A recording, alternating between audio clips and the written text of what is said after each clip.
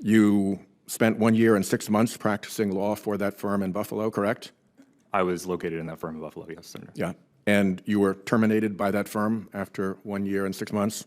That is correct, Senator. Was a gap of several years between your graduation from law school and when you entered the bar in Washington, D.C. During that period, did you take the bar and fail to pass? I did one time, Senator, yes, but In there what was a jurisdiction? Washington, Bar and D.C., failed to pass? Senator, but there was a gap before I actually took the bar. I wasn't sure if I actually wanted to go and practice law. Senator Sheldon Whitehouse methodically dissected the experience and legal background of the EPA nominee, asking questions that are straightforward yet foundational. Who are you? What have you actually done? And are you capable of guiding a federal agency that administers billions in grants and oversees critical environmental regulations? Mr. Donahue, what is the maximum number of lawyers that you have supervised in your experience as an associate in a law firm? Thank you for your question, Senator. It varies, but it was typically anywhere from 6, usually 8, up to 10, with summer associates as well. All lawyers? Not all lawyers, including summer associates. Okay. What was the maximum number of lawyers you supervised in your job at the solar company? None, Senator. Not at the solar company. In your work as an associate in the Buffalo law firm, did you hold yourself out as an environmental attorney? As an environmental lawyer, I did. You spent 1 year and 6 months practicing law for that firm in Buffalo, correct? I was located in that firm in Buffalo, yes, Senator. Yeah. And you were terminated by that firm after 1 year and 6 months? That is correct, Senator. If I may just add some color to that. Well, I have pretty short time, so we can follow up with QFRs, because I promise you there'll be QFRs Understood. on this.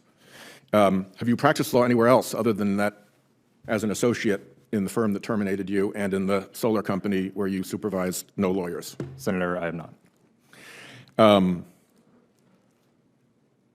Apart from your associate experience in Buffalo and the solar company, have you practiced law in any other place? I have not, Senator, but I was at the agency before in the first Trump administration. Not in a legal position? That's correct, Senator. Have you ever taken a deposition? I have not, Senator. This is probably the closest I've ever come to that. Have you ever tried a case to verdict? No, Senator. In the firm and at the solar company, we relied on, in the solar company, we relied on outside counsel. So you were providing inside advice at the solar council rather than active litigation work? It was an in-house counsel role, yes. But Yep. and Have you ever argued a motion? I have not, Senator. But as you You know what a motion in limine is? I do vaguely, yes. Well, you should have been better prepped because John Kennedy asks this question. Yes. Have you ever authored and signed a legal pleading? I have not, Senator. But as There was a gap of several years between your graduation from law school and when you entered the bar in Washington, D.C. During that period, did you take the bar and fail to pass? I did one time, Senator, yes, but In there what was jurisdiction?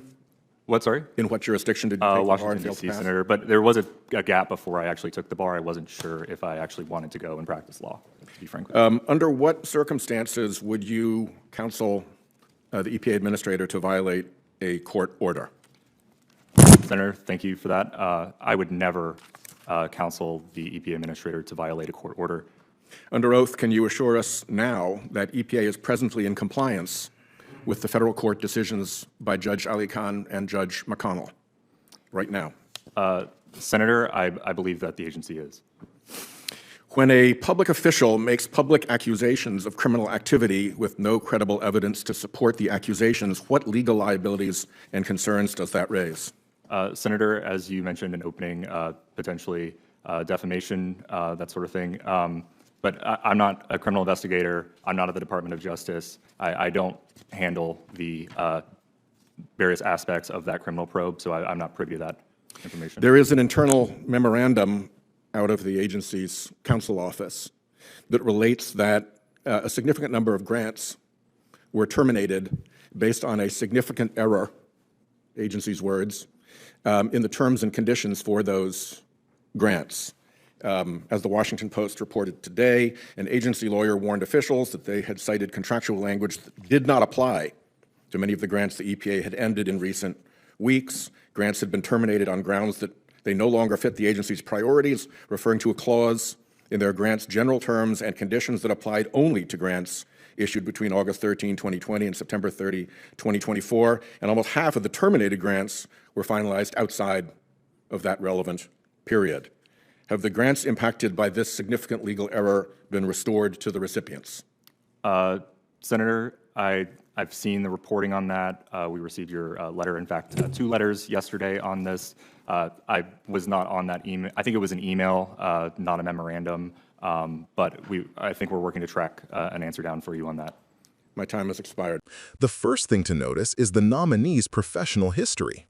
Senator Whitehouse drilled down into the number of lawyers he had supervised, his tenure in a law firm in Buffalo, and his experience at a solar company. The nominee admitted to supervising only a small team, typically 6 to 10 lawyers, including summer associates, and having no supervisory experience at the solar company.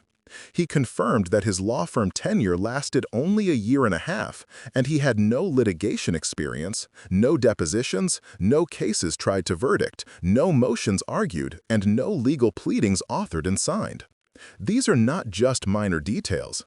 They speak directly to whether someone has the depth of legal experience necessary to advise and guide a complex agency like the EPA. One of the more striking revelations came when the nominee admitted that, during a gap between law school and entering the bar in Washington, D.C., he took the bar exam and did not pass. Whitehouse pressed on this point because passing the bar is not merely a credential. It's a demonstration of the legal competence required to interpret and apply law in high-stakes federal decisions. These questions aren't personal attacks. They're fact-finding about qualifications for a role that involves advising the federal government on compliance with the law. Whitehouse then shifted to the practical consequences of the nominee's qualifications, or lack thereof. He asked about the EPA's compliance with court orders.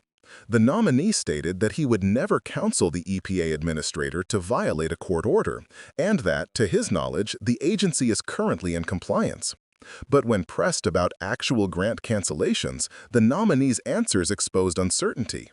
Internal memoranda and reporting revealed that a significant number of grants had been terminated based on misapplied contractual language. In other words, nearly half of the grants ended recently were outside the timeframe specified by the clause cited by the agency, meaning the cancellations were technically erroneous. This isn't just bureaucratic mismanagement. It affects real people, projects, and programs that rely on these grants for environmental research, local infrastructure, and community initiatives.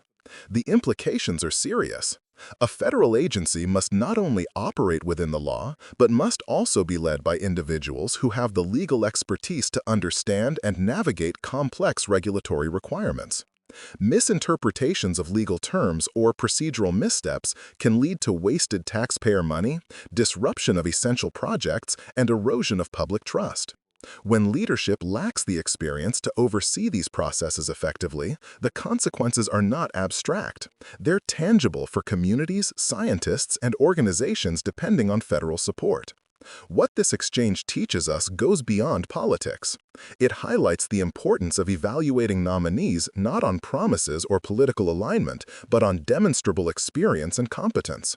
It reminds viewers that legal expertise is foundational for roles that directly impact the rule of law and public resources.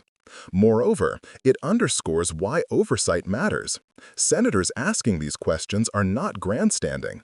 They are verifying whether nominees are equipped to make decisions that affect millions of people and billions of dollars.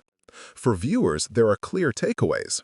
First, always examine qualifications beyond titles. Look for experience with litigation, advisory roles, and supervision, particularly in complex legal or regulatory environments. Second, recognize that internal documents, such as memoranda or DOJ filings, often provide a more accurate picture of agency performance than public statements. Third, understand that accountability mechanisms exist precisely because human error and misjudgment can have wide-ranging consequences. Hearings, document requests, and public reporting are part of that process. If you want to act on this knowledge, start by reviewing the public record, the nominee's confirmation hearing, internal agency reports, and news analyses of grant terminations. Contact your senators to ask how they assessed the nominees' qualifications and what follow-up they intend to ensure the EPA's compliance with federal law. Support investigative reporting that digs into agency actions and verifies whether taxpayer funds are being properly managed.